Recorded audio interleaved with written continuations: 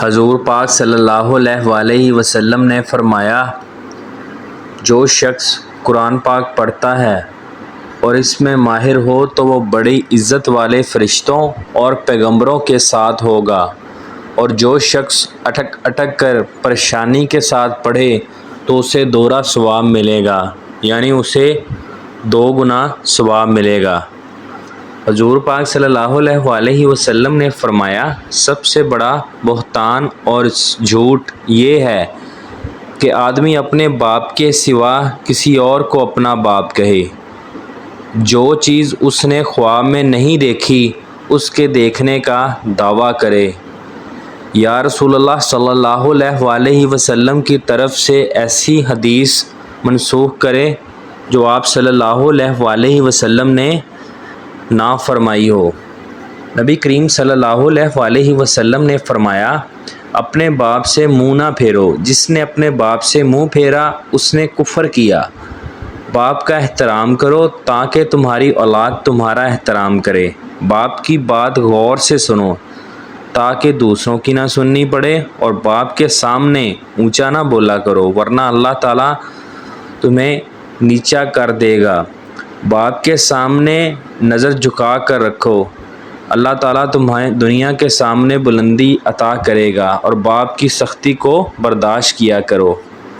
باپ کی آنکھوں میں آنسو نہ آنے دو ورنہ اللہ تعالیٰ تمہیں جنت سے گرا دے گا۔ نبی کریم صلی اللہ علیہ وآلہ وسلم نے فرمایا، جو شخص وضو کرنے کے بعد 3 مرتبہ یہ کلام کہے، میں گواہی دیتا ہوں کہ اللہ کے سوا کوئی معبود نہیں، وہ اکیلا ہے اور اس کا کوئی شریک نہیں، میں گواہی دیتا ہوں کہ محمد صلی اللہ علیہ وآلہ وسلم اللہ کے بندے اور رسول ہیں، تو اس کے لیے جنت کے 8 دروازے کھول دیے جائیں گے اور وہ جس سے چاہے جنت میں داخل ہو سکتا ہے۔ نبی کریم صلی اللہ علیہ وآلہ وسلم نے فرمایا، جب تم میں سے کوئی شخص مر جاتا ہے تو اس کا ٹھکانہ اسے صبح و شام دکھایا جاتا ہے، اگر وہ جنتی ہے تو جنت والوں میں، اور جو دوزخی ہو تو اس کو دوزخ والوں میں۔ پھر کہا جاتا ہے کہ یہ تیرا ٹھکانہ ہے، اور یہاں تک کہ قیامت کے دن اللہ تجھے اٹھائے گا۔ نبی کریم صلی اللہ علیہ وآلہ وسلم نے فرمایا، جو شخص اپنے بستر پر آئے اور ارادہ رکھتا ہو کہ رات میں اٹھ کر نماز پڑھوں گا، اور پھر اسے ایسی نیند آئی کہ صبح ہو گئی، تو اس کا ثواب اس کی نیت کے مطابق لکھ دیا جائے گا، اور اس کا سونا اس کے رب کی طرف سے اس پر صدقہ ہوگا۔ حضور پاک صلی اللہ علیہ وآلہ وسلم ایک دفعہ آرام فرما رہے تھے۔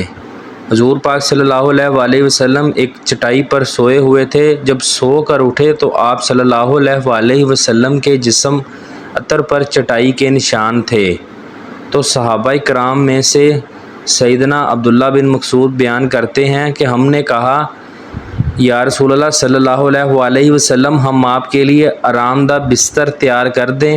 تو نبی کریم صلی اللہ علیہ وآلہ وسلم نے فرمایا، مجھے دنیا سے کیا مطلب؟ میری اور دنیا کی مثال ایسے ہے جیسے کہ کوئی سوار کسی درخت کے نیچے کھڑا ہو کر سائے سے فائدہ اٹھائے اور پھر چل دے اور درخت کو اپنی جگہ پر چھوڑ دے۔